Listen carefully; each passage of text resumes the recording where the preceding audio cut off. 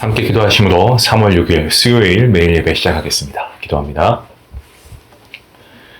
은혜와 사랑이 풍성하신 하나님, 오늘도 하나님 안에 살게 하시고 우리가 하나님 안에 기쁨으로 매일 예배를 통하여서 예배하게 하시니 감사합니다.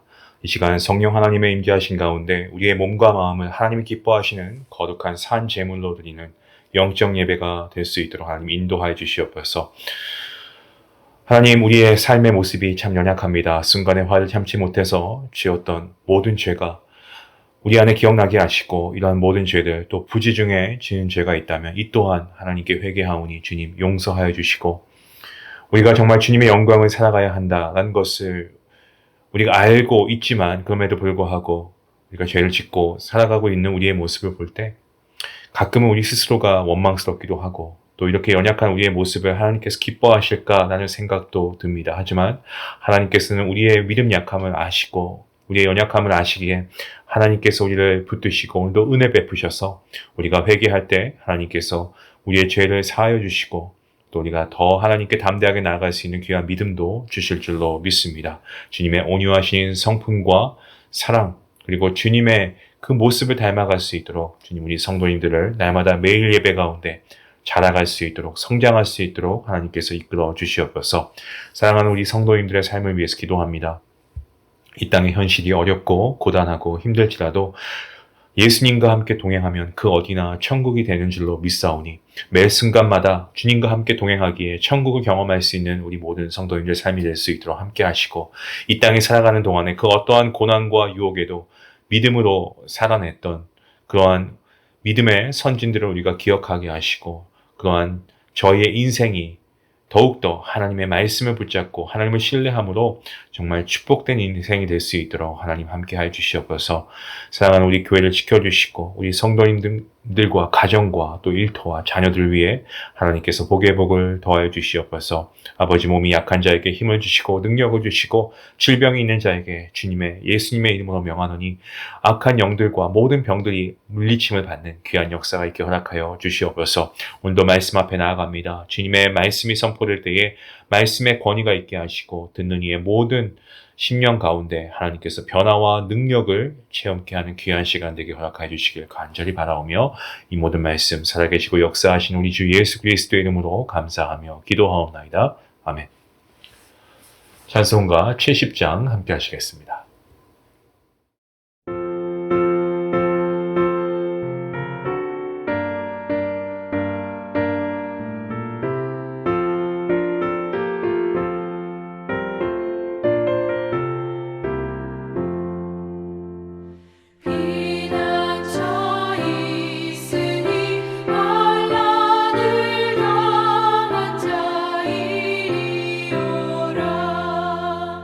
땀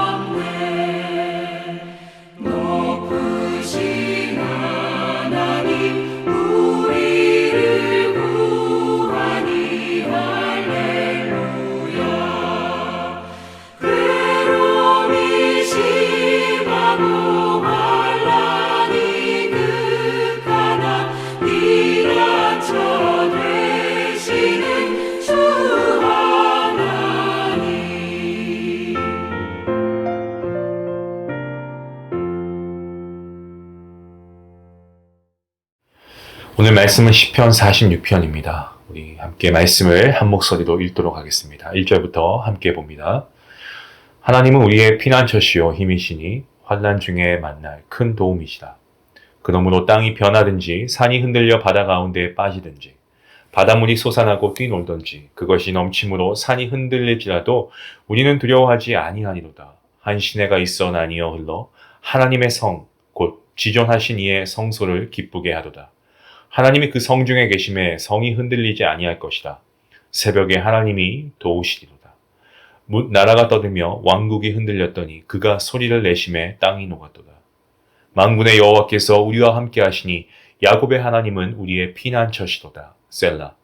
와서 여호와의 행적을 볼지어다. 그가 땅을 황무지로 만드셨도다. 그가 땅끝으로 전쟁을 쉬게 하시며 활을 꺾고 창을 끊으며 수레를 불사르시는도다. 이르시기를 너희는 가만히 있어 내가 하나님 됨을 알지어다. 내가 문 나라 중에서 높임을 받으리라. 내가 세계 중에서 높임을 받으리라 하시도다. 만군의 여호와께서 우리와 함께 하시니 야곱의 하나님은 우리의 피난처이시도다. 아멘.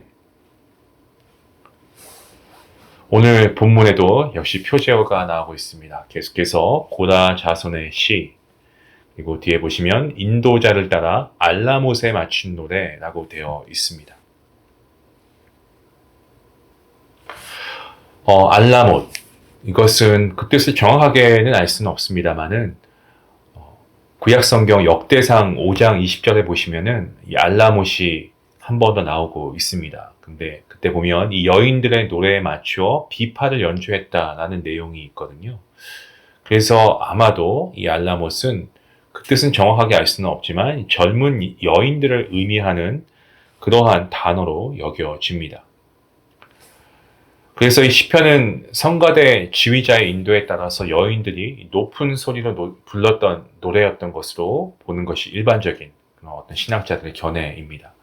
그리고 오늘 본문 시편 46편 그리고 뒤에 나오는 47편과 48편과 더불어서 이 모든 세 편의 시가 동일한 배경 아래 지어진 시로 여겨지고 있습니다.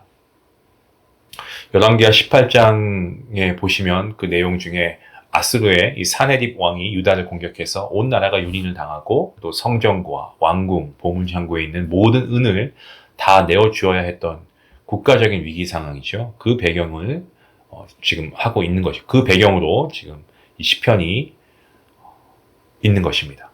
본문 1절이 이렇게 증거하고 있죠. 우리가 너무 사랑하는 말씀 구절 중 하나입니다만 하나님은 우리의 피난처시요 힘이시니 환난 중에 만날 큰 도움이시라. 피난처는 이 비바람의 위험을 피할 수 있는 곳, 혹은 산에서 만나게 되는 어떤 들짐승이나 이런 것들에 대한 위험으로부터 피하는 장소라는 의미입니다. 자, 그런데 하나님은 나의 피난처라고 하시지 않고 우리의 피난처라고 합니다. 하나님. 그래서 이 시편은 개인의 고백을 넘어선 이 공동체의 고백입니다. 그리고 온 민족의 고백인 것이기도 하죠. 우리의 인생길의 피난처가 필요하지 않은 사람은 아무도 없습니다. 그 인생길이 모든 사람에게 어려운 것은 한 번도 가보지 않은 길을 가는 것이기 때문에 그렇습니다. 흔히 인생은 마라톤 경기와 같다라고 하지 않습니까? 하지만 마라톤일지 단거리일지는 아무도 알지 못하죠. 또 인생이 마라톤과 같다고 한다면 그것은 단순한 마라톤이 아니고 장애물 마라톤 경기와 같습니다. 그도 그런 것이 어떻습니까? 우리가 살다 보면 뜻하지 않게 우리가 예상치도 못했던 어떤 장애물들이 있지 않습니까? 크고 작은 장애물들이 많이 닥쳐오죠. 다른 사람의 마라톤 인생길과 비슷한 위치에 있는 것도 있지만 또 전혀 다른 곳에 있는 장애물도 얼마나 많은지 모릅니다. 뿐만 아니고 그 크기도 정말 다양하지 않습니까? 모양도 다르고 또 그 장애물을 넘어가야 하는지 피해가야 하는지 아니면 없애고 가야 하는지 이것을 이기는 방법도 각양각색입니다. 그리고 그 장애물을 꼭 치우고 가야 할 때 무엇으로 그리고 어떻게 치워야 하는지도 다 다릅니다. 또한 인생길 가운데 폭우가 쏟아져서 비를 맞지 않기 위해서는 우산으로 감당할 수가 없어서 피해야 할 때도 있습니다. 강한 비바람이 불 때는 그렇죠. 또한 아주 강력한 바람이 불어서 그야말로 자기 자신도 날아갈 정도, 그 정도의 강한 바람이 불 때 어떻게 해야 됩니까? 그 바람이 쓰러들 때까지, 잦아들 때까지 피해야 합니다. 또한 어떤 들짐승이나 도적대와 같은 그러한 일들, 그들을 마주했을 때 위험을 당할 수 있지 않습니까? 그래서 둘러서 가든지 아니면 숨어 있다가 그들이 지나가고 난 뒤에 다른 길을 가는 것. 이것이 지혜이죠.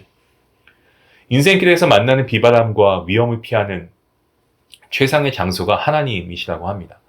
하나님의 보호하심을 경험한 사람들이라고 한다면 깊은 공감을 하게 됩니다. 왜냐하면 그 하나님께서 전지전능하시기 때문에, 이미 경험했기 때문에 그렇습니다. 하나님은 전지전능하신 하나님. 또한 하나님은 1절 말씀에 환난 중에 만나는 큰 도움이시라고 고백합니다. 우리가 고통 가운데 빠져 있을 때 그 현장에 도움으로 존재하시는 분이 하나님이십니다. 여러분, 사도 바울이 고린도 교회에 편지를 보내어서 말하기를 조상 이스라엘 자손들이 구름과 바다에서 세례받았다라고 했습니다. 이스라엘 자손들이 홍해를 건넌 것을 세례라고 해석을 한 것인데요. 홍해를 건너기 전에는 애굽에 속한 사람이자 종의 어떤 노예의 신분이었습니다마는 홍해를 건너는 순간 어떻게 되었습니까? 가나안에 속한 자유인이 되었고 하나님의 자녀가 되었기 때문이었습니다. 그리고 그들이 광야에서 신령한 물을 마셨는데 그들을 따르는 이 신령한 반석으로부터 물을 마셨다고 합니다. 마치 이스라엘 자손들이 광야를 행진해 갈 때 무생물인 바위가 따라다닌 듯한 그러한 표현인데요. 이스라엘 자손들, 그들이 광야에서 물이 필요한 순간순간마다 하나님께서 마실 물이 있게 한 것처럼 마치 반석이 따라다니면서 물을 주신 것과 다름이 없다라고 해석해서 수용한 거죠. 오늘 본문으로 한번 표현해 보자면 광야와 같은 곳에서 심한 갈증을 느낄 때 생수를 공급해 주시는 하나님입니다. 물론 그 반석은 영원한 생명수를 주시는 예수 그리스도를 상징하고 있습니다. 우리의 믿음 생활, 우리 신앙 한번 돌아보면 어떻습니까? 우리도 그럴 때가 있지 않습니까? 어떤 도움이 너무나 필요하고 간절할 때에 그 도움을 주실 분이 거기에 있을 이유가 전혀 없는데 거기에 계셔서 그것이 하나님께서 하셨다라고 밖에 설명이 되지 않을 때가 있지 않습니까? 또 전혀 예상하지 못했고 도저히 기대가 되지 않는 그런 상황 가운데 꼭 필요한 일이 일어날 때에도 하나님께서 하셨다고 밖에 설명이 되지 않을 때가 있습니다. 그것은 전부 하나님께서 환난 중에 만나는 큰 도움이 되시기 때문이라는 것입니다. 하나님께서 피난처가 되시고 환난 중에 만날 큰 도움이 되시는 분이신 것을 확인하면 여러분 이제는 우리가 담대해져야 됩니다. 더 이상 두려워하지 않게 됩니다. 태풍이 휘몰아치고 지진이 일어나는 그러한 상황이 되어도 두려워하지 않을 수 있습니다. 여러분, 파도가 정말 태풍이 몰아치면 무섭습니다. 그때의 문제는 바람의 세기나 파도의 크기가 아니고요. 자신이 피할 어떤 장소가 있는 게 중요하죠. 인생에도 크고 작은 바람이 불어옵니다. 높고 낮은 파도가 칠 때가 있고요. 폭풍우가 불 때가 있습니다.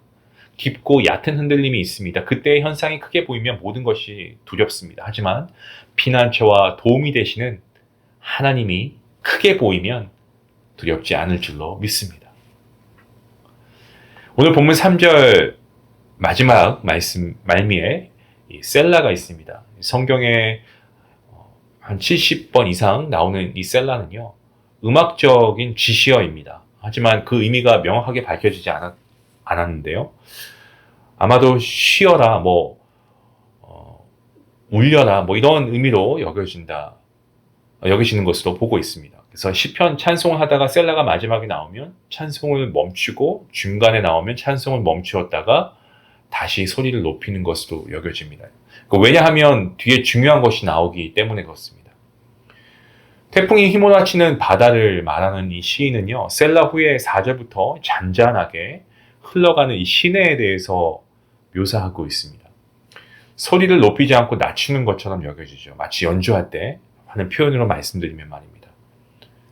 하지만 여러분, 무조건 소리를 높인다고 해서 소리가 더 크게 들리는 것은 아니고요. 작은 소리가 더 크게 들리는 경험도 있습니다. 제가 얼마 전에 조성진의 피아노 연주자 있지 않습니까? 세계적인 피아노 연주가인데, 정식 티켓은 너무 비싸더라고요. 엄두도 안 나고 하는데, 이 리허설 하는 티켓이 있습니다. 그러니까 뭐 잠깐 그냥 한번 연주팀과 오케스트라와 합을 맞춰보는 건데요. 그 티켓은 굉장히 가격이 저렴했어요. 그래서 좋은 가격이어서 그거라도 한번 보자. 얼마나 좋은 연주가인지 뭐 제가 평가할 수는 없지만 좀 귀를 즐겁게 하기 위해서 한번 갔던 적이 있습니다. 최근의 일인데요. 그런데 정말 훌륭한 연주자가 맞구나라고 느낀 게 크게 연주할 때는 말할 것도 없어요. 근데 작고 정말 여리게 연주하는데도 그 소리가 어떤 큰 소리보다도 높은 소리보다도 더 울림이 깊게 들리는 것을 경험할 수 있었습니다. 그래서 하나님의 성 안에서는 마치 시냇물이 흐르는 것 같이 여겨진다라고 본문 4절과 5절에서 그렇게 시인이 고백하고 있습니다. 그러니까 하나님의 성 안에 있는 사람은 아무리 태풍이 휘몰아쳐도 지축이 뒤흔들린다고 해도 흔들리지 않을 수 있다라고 노래하고 있습니다. 하나님의 성 안이 안전하다는 것이죠. 왜 그렇습니까? 그 안에 하나님께서 계시기 때문에 그렇습니다. 그래서 하나님께서 계신 곳은 그 어디나 피난처인 줄로 믿습니다. 또한 오늘 말씀을 보시면 새벽에 하나님께서 도우신다라고 하십니다. 이 말씀을 근거로 우리가 기도해야 되는 것이고요. 특히나 이 새벽 우리가 할 수 있으면 기도로 시작하면 얼마나 은혜가 되는지 모릅니다. 새벽은 다른 시간보다 더 하나님께서 역사를 많이 하시는 시간이라는 말을 들은 적이 있습니다. 그러나 이 말씀의 의미는 단지 이른 시간을 뜻하는 말이 아니고 새벽이 의미적으로는 이 어두움의 끝과 밝음의 시작을 뜻하는 시간입니다. 이 시편이 사네립의 침략이 배경이라고 한다면 아수르 군대가 주둔해 있던 그 밤에 하나님의 사자가 어떻게 합니까? 아수르 진영에 있던 군사 18만 5천 명을 치지 않습니까? 아침에 일찍이 일어나 보니까 그들 모두가 다 시체가 되어 있었습니다. 새벽에 도우신다라는 말은 하나님의 사자가 아수르 군대를 치신 일과 그리고 아침에 일찍 일어나서 확인한 시간을 포함하는 말입니다. 즉 유다의 군대는 다 잠들어 있었는데 그때에도 하나님은 쉬지 않으시고 행하심으로 이른 아침에 승리를 보게 하신 것처럼 비록 우리가 잠이 들어 있다고 해도 졸지도 않으시고 주무시지도 않으시는 하나님께서 역사하고 계심을 새벽에 하나님이 도우신다라고 말하고 있는 것입니다. 본문 6절과 7절 말씀에 문 나라가 떠들며 왕국이 흔들렸더니 그가 소리를 내심에 땅이 녹았도다. 만군의 여호와께서 우리와 함께 하시니 야곱의 하나님은 우리의 피난처이시도다. 왕국이 흔들렸다라고 하고 있는데요. 그것은 이 산헤립의 침략을 한 것을 뜻하는 것입니다. 하지만 그들이 아무리 강력하게 보여도요. 하나님께서 소리를 한번 발하시니까 땅이 녹아서 그들이 서 있을 수가 없게 되었습니다. 마치 얼음이 아무리 단단하게 얼어 있는 것처럼 보여도 그야말로 뜨겁게 내리쬐는 이 장렬하는 태양빛 아래에 두면은요 이내 녹아버리고 마는 것처럼 이 사네립의 군대도 하나님의 말씀에 녹아버리고 말았습니다. 그래서 하나님은 피난처가 되시는 분이십니다. 8절부터는 전쟁을 그치게 하시는 하나님에 대해서 증거합니다. 8절과 9절 말씀인데요. 와서 여호와의 행적을 볼지어다. 그가 땅을 황무지로 만드셨도다. 그가 땅 끝까지 전쟁을 쉬게 하시며 활을 꺾고 창을 끊으며 수레를 불사르시는도다. 이 말씀의 1차적인 의미는요. 유다를 침략하고 또 예루살렘을 포위했던 이 아수르의 사네립 군대가 어떻게 되었는가를 확인해 보라는 의미일 것입니다. 우리에게 적용하여서 온 세상을 다스리고 통치하시는 하나님께서 정말 이 땅의 모든 전쟁을 끝나게 하시고 세계 전쟁과 분쟁의 마침표를 찍게 해주셔서 함께 평화롭게 사는 세상을 만들어주시면 정말 좋겠습니다. 오늘 본문은 끝으로 이렇게 마무리합니다. 이르시기를 너희는 가만히 있어 내가 하나님됨을 알지어다. 내가 문나라 중에서 높임을 받으리라. 내가 세계 중에서 높임을 받으리라 하시도다. 만군의 여호와께서 우리와 함께 하시니 야곱의 하나님은 우리의 피난처이시도다. 셀라. 하나님은 여러분 언제나 동일하신 하나님이십니다. 오늘도 하나님께서는 오묘하고도 정말 너무나 신비롭게 하나님의 역사를 이행해 가십니다. 펼쳐나가십니다. 우리가 매일매일을 살아가면서 우리가 잊지 말아야 할 것이 있다면 오늘 마지막에 있는 말씀이 아닐까 그렇게 생각합니다. 하나님은 우리의 피난처이시도다. 이 말씀을 문을 여는 1절에도 나오고 있고요. 또 7절에도 나오고 있습니다. 그리고 오늘 이 시편의 말미에 마지막 절 11절에도 나오고 있습니다. 3번에 걸쳐서 나오는 것은 그만큼 중요한 말씀이기 때문입니다. 이 시편 46편에서 영감을 얻어서 마틴 루터, 이 종교개혁자 마틴 루터는 찬송가 585장, 우리가 잘 아는 찬송가죠. 내주는 강한 성이요 방패와 병기 되시니 큰 환난에서 우리를 구하여 내시리로다 라는 찬송을 지었습니다. 그리고 하나님을 피난처로 삼고 영적인 전쟁터와 같았던 중세사회를 새롭게 변화하는 데 쓰임을 받았습니다. 사랑하는 중앙가족 여러분, 하나님께서는요, 우리의 삶 가운데 하나님께서 그 자리를 허락하신 겁니다. 우리의 가정도 그렇고요, 우리의 일터도 그렇습니다. 우리가 이 세상 가운데 정말 패역한 세대의 그러한 우리가 삶 가운데 함께 섞여 살아가고 있지 않습니까? 이러한 세대의 가치관을 이길 수 있는 길은 하나님께서 우리의 피난처가 되심을 우리가 적극적으로 수용하고, 아니 수용이 아니고 그냥 분명하게 확신하고 믿는 것인 줄로 믿습니다. 우리가 하나님이 우리의 피난처 되심을 우리가 분명히 믿고 우리가 믿음으로 고백할 때에 그때 하나님을 피난처로 삼는 우리의 삶으로 인해서 오늘 이 시편 46편이 우리의 믿음의 고백이 되어질 줄로 믿습니다. 정말 우리 하나님께서는요, 우리를 도우시는 분이시고 우리의 피난처이십니다. 그 하나님께서 말씀하십니다.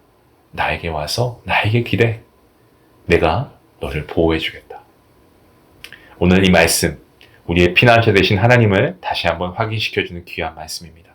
이 말씀을 가지고 오늘도 삶의 모든 인생의 그 굴곡마다 우리가 쓰러지고 넘어질 때 우리를 붙잡아 주시는 하나님, 우리를 보호해 주시는 하나님, 우리를 지키시는 하나님, 주님 안에 우리는 안전한 줄로 믿습니다. 그 믿음으로 오늘 하루 우리가 힘있게 기쁨으로 살아갈 수 있기를 주님의 이름으로 축원합니다. 기도합니다.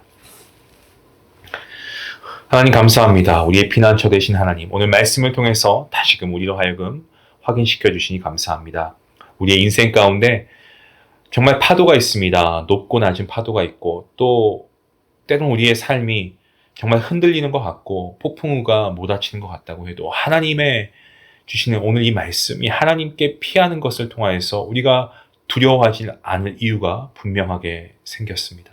하나님께서 우리의 피난처이시기 때문에 우리는 마음을 놓게 됩니다. 하나님, 우리의 삶 가운데 하나님이 우리와 함께 하심으로, 하나님이 우리와 함께 동행하심으로 정말 우리의 삶의 외부에 아무리 흔들림이 있다고 해도 우리가 중심이 굳건하게 서게 하시고, 우리가 비록 잠들어 있을 때에도 우리를 위해서 기도하시고 주무시지도 않은 역사하시는 하나님을 우리가 날마다 기억하며 정말 우리의 피난처 되시는 우리 하나님을 소망으로 우리가 이 삶을 살아갈 수 있도록 도와주시옵소서. 우리의 일평생 동안 우리의 입과 어떤 마음의 생각만이 아니라 정말 우리의 행동, 우리의 손과 발로 하나님 되심을 나타내는 데 헌신할 수 있도록 도와주시옵소서.